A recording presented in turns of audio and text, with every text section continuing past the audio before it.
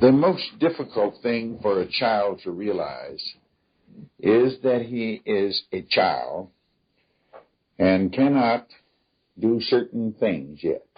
And he feels that this state will always be in existence, and he becomes very frustrated that he is not allowed to drive the family car, that he is not allowed to take the boat out into the lake by himself, that he cannot ride the motorcycle, and that he can't go away on a weekend camping trip all by himself, and he can't fly an airplane, and he feels that he is mistreated and that he is unfortunate in some way because he cannot do things that he sees other people doing.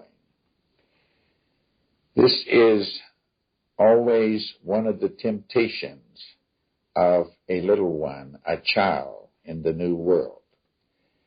He possibly sees other people do things, or he has heard about it, or he's read about it, and he becomes very discouraged and disheartened that he can't do these things. He doesn't realize he is still a child in the new world. Being in the new spiritual world is much like being a child in the physical world.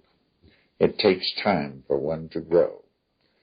As the child learns certain things, such as how to get across the street, how to observe traffic signals, and so forth, he feels he should be allowed everything, that he has everything, that he is very, very capable.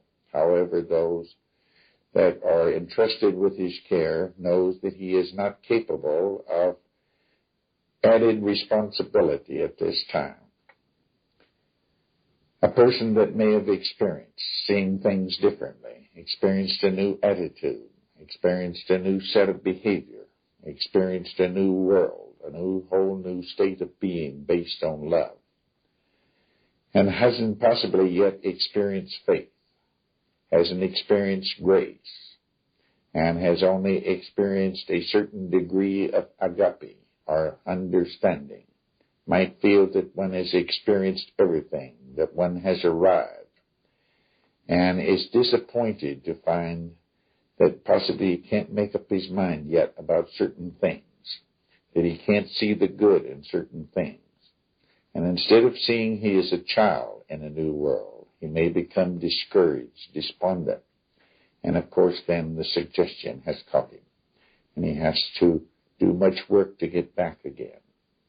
Now as one evolves slowly and certainly, much like walking on a trip, from the hog pen to the Father's house, he is met on the way and given gifts. That doesn't mean that he has received everything that he will receive. In the story of the prodigal son, the son returning home from Egypt, who had seen a new value and a new purpose and a new aim, he was on his way, and his father saw him while he was yet a long way off. He was still a child in his returning. He was walking.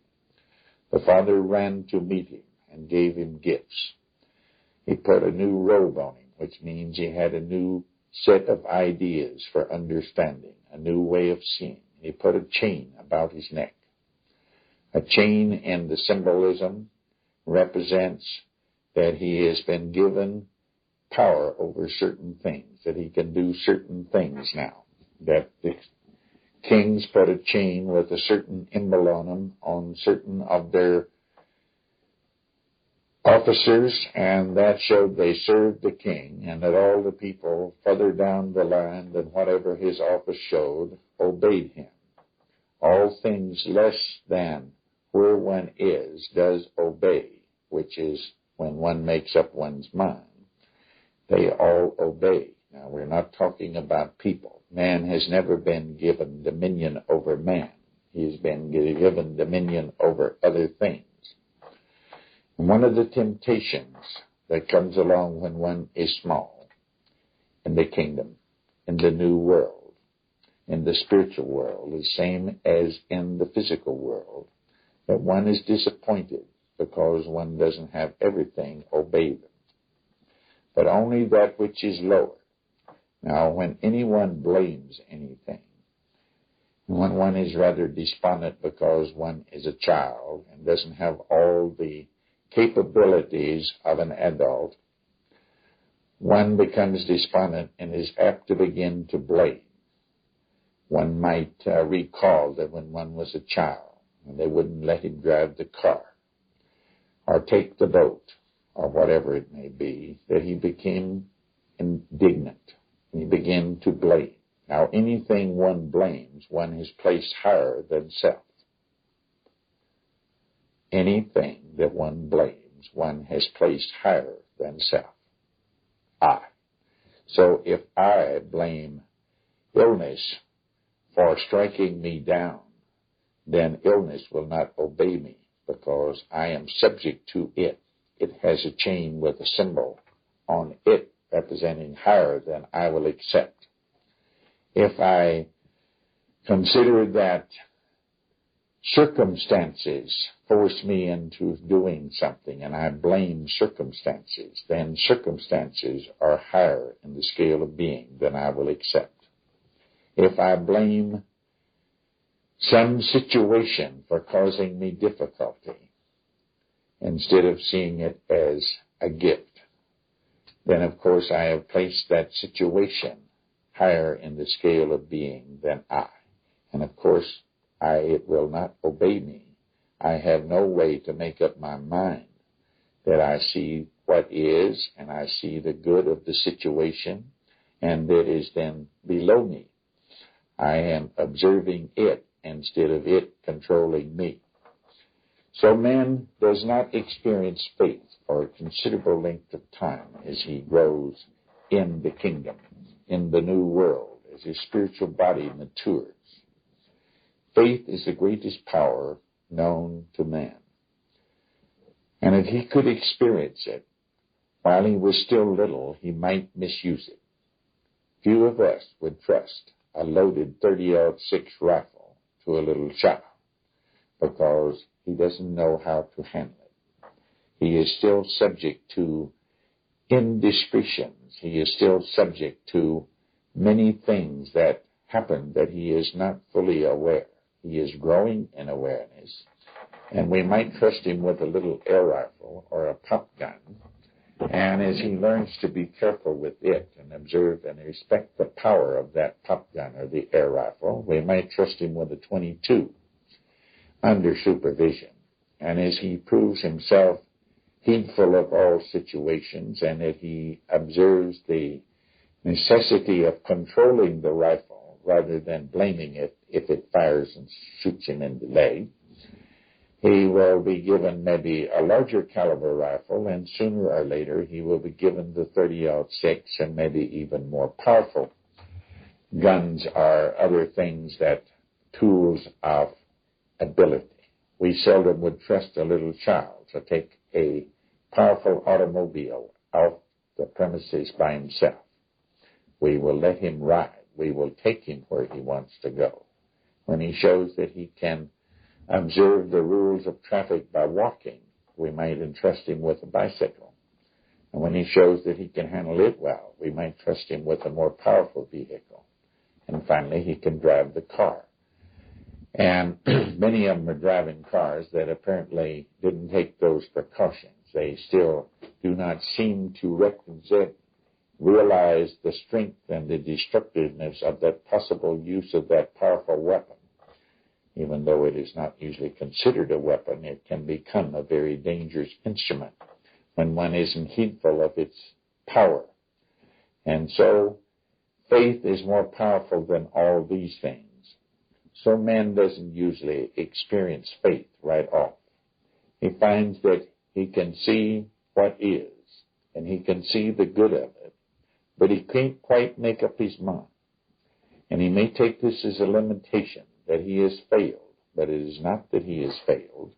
He can begin to see the good of not having faith until he is more mature in the spiritual world. As he understands and sees that he is thankful for not having been given another gift beyond the ones he's already been given, he might be entrusted with faith because he sees the power of faith. He sees the value of it. And he knows that very valuable things, very valuable abilities, very valuable positions or offices are not indiscriminately handed out. That the person must have the maturity before they're given them. And one can slowly mature in the spiritual world, much as one matured physically in the physical world. And one didn't have certain privileges or certain powers or ability. Some of us may be many, many years old and haven't been given all powers and abilities yet. In the physical world, then obviously the spiritual world, where faith being the most powerful force known to man.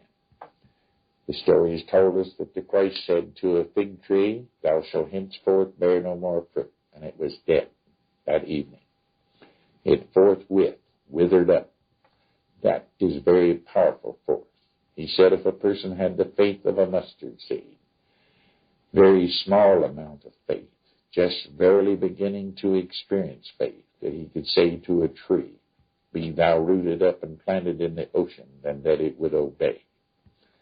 These are very powerful things. So obviously, faith would not be entrusted to a child in the spiritual world.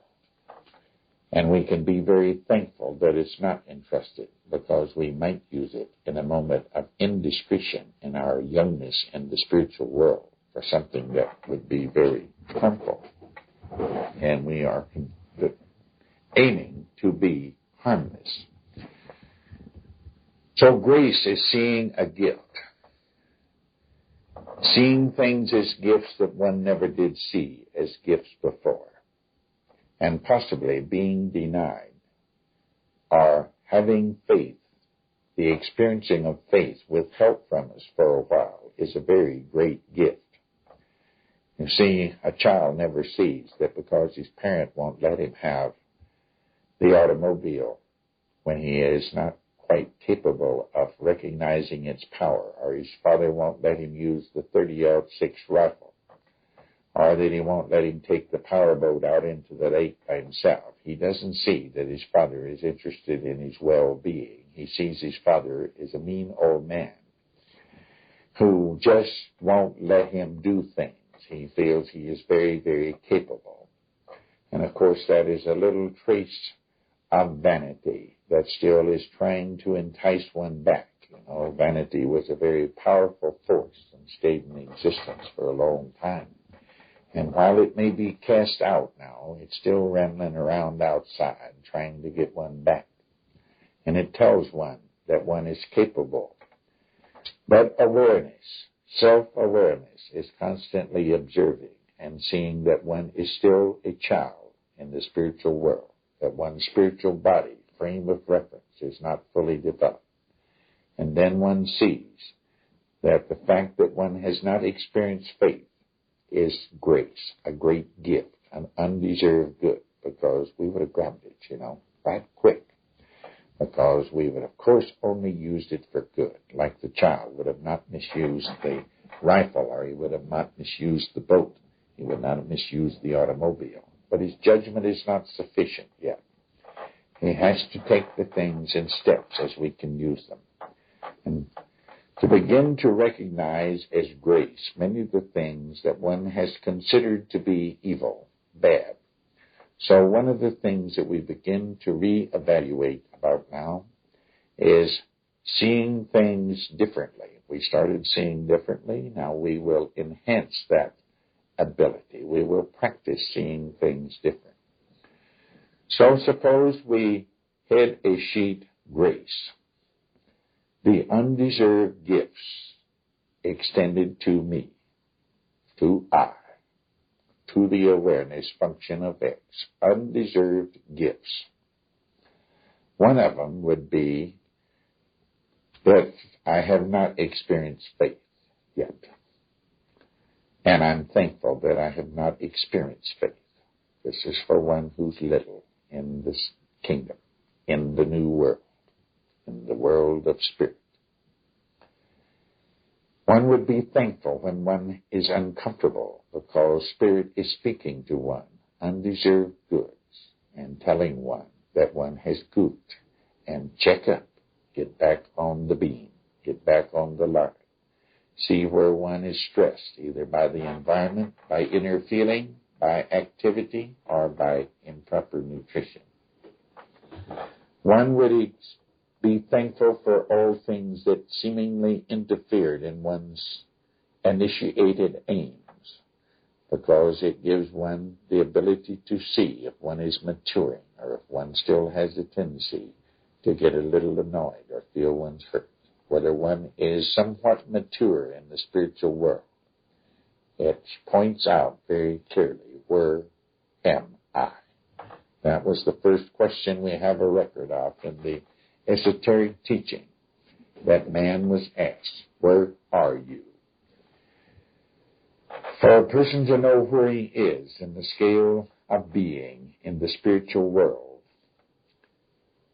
is of great value. He begins to see what he's capable of handling and what he still requires more self-awareness. It is so easy to assume that we already know. Every time we make a discovery, we have a tendency to think this is it.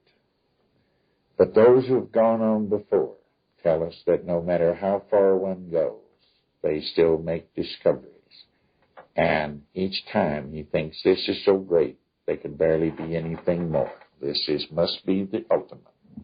But still, as he goes on in observing and being aware, being a servant of X, being objectively aware of everything that comes along, not subjective, how does this affect me, but objective, just seeing it, reporting it, and its seeming value is seen at the moment.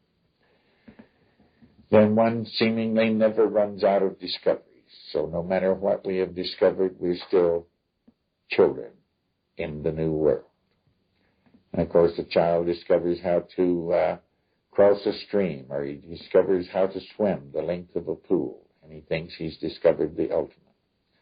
But a few days later, he discovers something else, and he thinks that is the ultimate.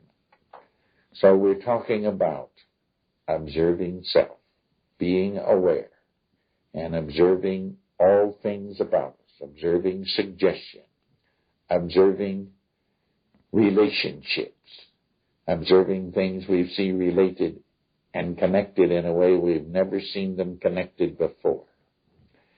And we're thankful for every limitation we experience. It tells us where we are. And to be able to answer, where am I, is of great, great value. And in love, agape, one is also little and is a child, has learned something, has been able to see that people know what is right, proper, and justifiable. Whatever they do to them is what is right, proper, and justifiable. But he possibly hasn't considered many other situations. So it might be a very interesting thing to begin a series of experiments to see if I can see how any person that I look at is justifying his particular behavior. There is an old saying attributed to the Indians, the original North American citizens, that said, you don't know a man or understand him, which in our words doesn't mean you cannot have agape for him until you've walked in his moccasins for a while. So let's begin an experiment in increasing and growing in love, agape. We will begin an experiment. We will take almost every person we see, observe what they're doing, and see if I could justify what he's doing. After all, we have all been conditioned. We know the justifications. And now could I justify what he is doing if I were using the same material that he has, the condition, the unexamined self? Can I see how he is justifying what he is doing? I can understand that he couldn't do anything else because he's doing what seems right or proper or justifiable to him.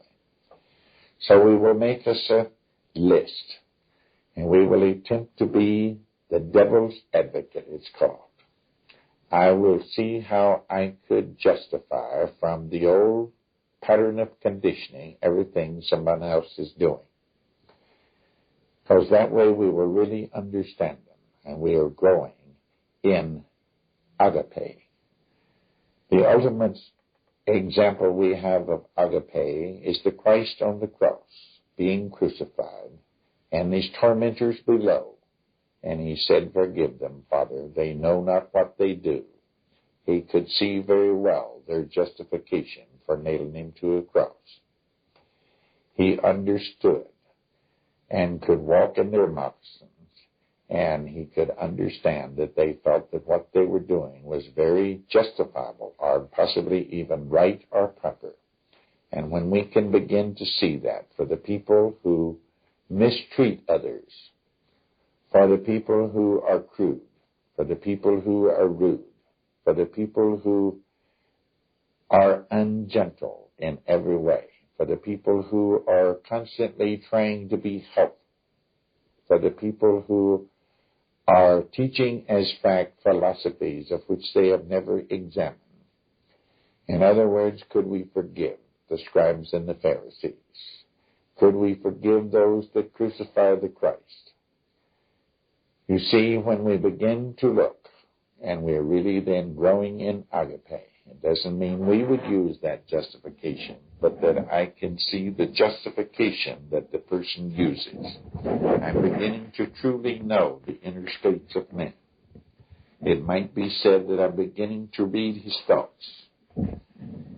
Many people think that reading other people's thoughts would be a great attribute. It is really impossible to until one begins to consider. And that is that being considerate again. Being considerate, or considering how they are justifying, or feeling that whatever they're doing is right or proper. Then one is beginning to recall all the conditioning. It is rather a humbling experience. But then one begins to know what all men think, because he sees what he is justifying. He sees where that justification comes from. And one doesn't forget that one's beginning was a slave to conditioning. And one doesn't get the big head. One recalls that very short length of time ago, I was a total slave to Mammon and to all of his henchmen, the basic decisions that said that the purpose, the way to gain non-disturbance was to complain, stick up for rights, please people, believe and do as told by authority, put on a different front, and blame. One can see what everyone is doing, and then one sees their thoughts, their way laid wide open. It is not a great thing. It is the outcome of a little more understanding of what is meant by agape. It is being able to see from another's viewpoint. And then there is more agape.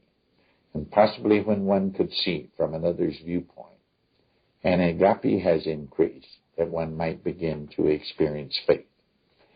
But in the meantime, let's be thankful that we don't get it, because we might forget to be aware of how a man is justifying something, and we might think of revenge, or we might think of some other sort of thing like that. You see, somewhere it says, go and find out what this means. I desire mercy, not sacrifice. Mercy, of course, is the action of agape. And we can only have agape as we can understand how the other person feels that what they're doing is right, proper, or justifiable. We can see that he is a slave, and that he is obeying an ever-demanding master who demands more, better, and different. Mammon. And not so very long ago, each of us was a slave of Mammon. And Mammon is still standing out there, doing his very best to get us back. And if we are not aware, we are not considerate, Mammon has an excellent chance. So let's have as an aim to understand other people's behavior, their attitudes, their state of being, and knowing that there goes I, except by the grace of something that came my way, because I was finally questioning the purpose of living a little bit. I questioned mammon a bit, and something come to me to meet me on the way when I was far away, and gave me gifts. And after all, the teaching is a gift. It is the greatest gift this one has ever known.